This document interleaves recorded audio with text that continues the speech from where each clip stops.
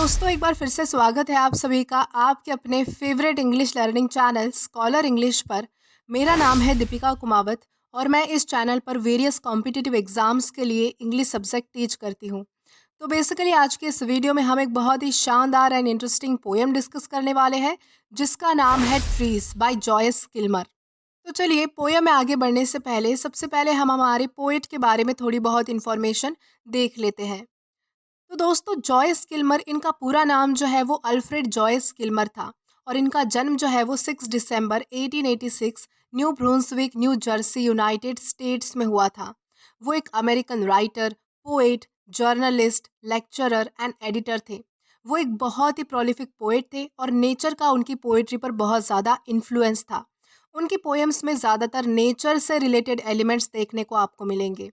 वो अपनी simple and sentimental style of writing के लिए जाने जाते हैं और natural world and God's creation में वो ब्यूटी एंड जॉय ढूंढने की कोशिश करते हैं।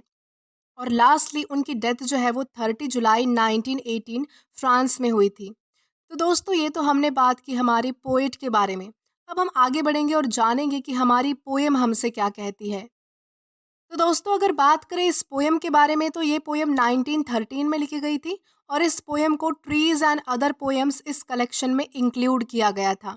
तो इस पोएम में हमारी पोएट एक ट्री की ब्यूटी को रिप्रेजेंट करते हुए कहते हैं कि इस दुनिया में एक ट्री से ज़्यादा ब्यूटीफुल कुछ भी नहीं है।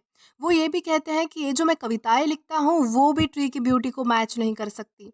इस दुनिया में जितनी भी कला है वो भगवान की कला के आगे कुछ भी नहीं है, क्योंकि भगवान सबसे बड़ा कलाकार है जिसने नेचर जैसी चीज़ बनाई, प्रकृति जैसी चीज़ बनाई। इसलिए भगवान की कलाकारी को कोई भी मैच नहीं कर सकता। तो चलिए, इसे और भी अच्छे से समझने के लिए हम इस पोएम का लाइन टू लाइन एक्सप्लेनेशन आज के इस वीडियो में कवर करेंगे और इस पोएम को समझने की हम कोशिश करेंगे। तो हमारी सबसे पहली दो लाइंस हैं। I think that I shall never see a poem lovely as a tree. तो यहाँ पोएट कहते हैं कि मुझे नहीं लगता कि मैं कभी कोई ऐसी कविता देख पाऊंगा या फिर पढ़ पाऊंगा जो कि एक ट्री जितनी सुंदर और परिपूर्ण है। यानी कि इस दुनिया में ट्री जितना कुछ ब्यूटीफुल है ही नहीं। यहाँ ट्री को जो है वो पोएट अपनी पोएम से कंपेयर करते हैं और ट्री को जो है वो सबसे ज़्यादा ब्यूटीफुल, सबसे ज़्यादा सुंदर बताते हैं। A tree whose hungry mouth is pressed against the earth's sweet flowing breast। यानी यहाँ पर कहा गया है कि ये जो ट्री है उसका माउथ जो है वो ये अर्थ से यानी कि धरती से जुड़ा हुआ है। यानी कि जिस तरह एक बच्चा अपनी माँ का दूध पीता है, ठीक उसी तरह एक हंगरी यानी कि एक भूखा पेड़, एक प्यासा पेड़ धरती की मिट्टी से अपना पोषण पाता है। यानी कि ये जो धरती और ये जो पेड़ है यानी कि land are tree are connected to each other. और ये जो अर्थ है वो हमारे ट्री की जो है वो मदर है यानी कि माँ है, जहाँ से ट्री अपना न्यूट्रिशन लेता है, पोषण लेता है, सारे तत्व लेता है। देन नेक्स्ट है a tree that looks at God all day and lifts her leafy arms to pray. यानी कि एक ट्री हमेशा सारा दिन आसमान की ओर देखता रहता है, मानो उसकी पत्तेदार शाखाएं प्रार्थना कर रही हो। यहाँ पर एक जो है वो इमेज क्रिएट करने की कोशिश की गई है कि ये जो ट्री धरती पर खड़ा है वो ऐसा लग रहा है जैसे वो ऊपर आसमान में भगवान यानी कि गॉड को देख रहा है। और उसके जो लीफी आर्म्स है, लीफी आर्म्स से क्या मतलब है यहाँ पर, यानी कि उसकी जो टहनियाँ है, उसकी जो ब्रांचेस है वो ऊपर की तरफ उठी हुई है, यानी कि वो ऊपर की तरफ जा रही है। वो ऐसा लग रहा है कि जैसे वो ट्री जो है वो भगवान से हाथ जोड़कर जो है वो हाथ उठाकर प्रे कर रहा है यानी कि प्रार्थना कर रहा है।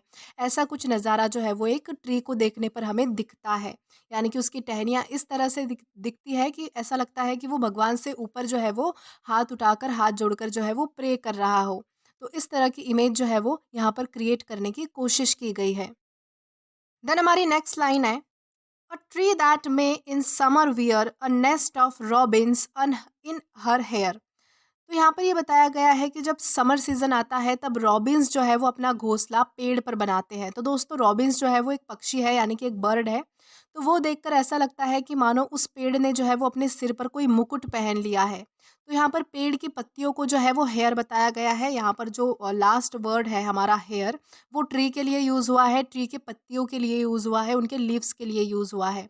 और ये जो रॉबिन्स का नेस्ट बताया गया है वो एक मुकुट यानी कि कोई ताज हो उस तरह से बताया गया है। तो यहाँ पर क्या बताया गया है, एक इमेज क्रिएट की गई है कि वो ऐसा लगता है देखने पर कि कि उस झाड़ ने, उस पेड़ ने जो है वो कोई मुकुट पहन लिया हो, कोई ताज पहन लिया हो, उस तरह से जो है वो रॉबिन्स नेस्ट नज़र आता है। तो इस तरह से यहाँ पर जो है वो बताने की हमें कोशिश की गई है। Upon whose bosom snow has lain, who intimately lives with rain। यानी कि ट्री के चेस्ट और विंटर्स में स्नो बिछ जाती है। बॉजम यानी होता है चेस्ट यानी कि छाती। तो यानी कि यहाँ पर क्या बताया गया है कि ये जो बर्फ़ है, जब विंटर्स आती है तो ये बर्फ़ जो है वो पेड़ के सीने पर गिरती रहती है। और पेड़ों का जो है वो बारिश के साथ बहुत ही ज़्यादा डीप यानी कि इंटीमेट कनेक्शन है, यानी कि रिश्ता है। यानी कि उन दोनों का रिलेशन जो है वो बहुत ही ज़्यादा डीप है, प्रोफाउंड है, गहरा है। तो इस तरह से यहाँ पर जो है वो इस लाइन में बताने की कोशिश की है। देन इसी के साथ हम आगे बढ़ते हैं आज की हमारी लास्ट लाइन की ओर। तो हमारी लास्ट लाइन है, poems are made by fools like me but only God can make a tree. तो अब लास्ट लाइन में पोइट कहते हैं कि मेरे जैसे मूर्ख लोग सिर्फ कविता लिख सकते हैं, लेकिन भगवान असली आर्टिस्ट है जो ट्री बनाता है, पेड़ बनाता है। यानी कि यहाँ ये बताया गया है कि मेरे जैसे मूर्ख लोग कविता लिखने की कोशिश कर सकते हैं, लेकिन हमारा काम कभी भी ईश्वर द्वारा बनाई गई किसी भी चीज़ की महिमा से मेल नहीं खा सकता। यानी कि हम जो है वो गॉड्स क्रिएशन की बराबरी नहीं कर सकते, चाहे हम कितने भी आगे निकल जाए, चाहे हम कुछ भी कर ले। लेकिन जो गॉड का क्रिएशन है उसको कोई जो है वो मात नहीं दे सकता, उसका कोई परफेक्ट मैच नहीं बना सकता, उसको कोई मेल नहीं खा सकता। तो इस तरह से जो है वो यहाँ पर लास्ट लाइन में बताने की कोशिश की गई है। तो दोस्तों इसी के साथ हमारी इस पोयम का लाइन टू लाइन एक्सप्लेनेशन यहाँ पर ख़त्म होता है।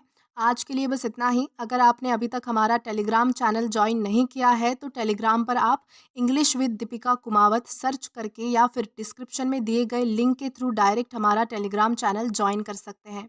और अगर आपको आज का ये वीडियो पसंद आया है या फिर हेल्पफुल लगा है तो do like this video, subscribe the channel and share as much as you can. और अगर आपने इससे पहले वाले वीडियोस नहीं देखे हैं तो यहाँ पर मैंने एक प्लेलिस्ट प्रोवाइड की है, जहाँ पर आप क्लिक करके वो सभी पहले वाले वीडियोस भी एक्सप्लोर कर सकते हैं। Till then keep learning. Thank you.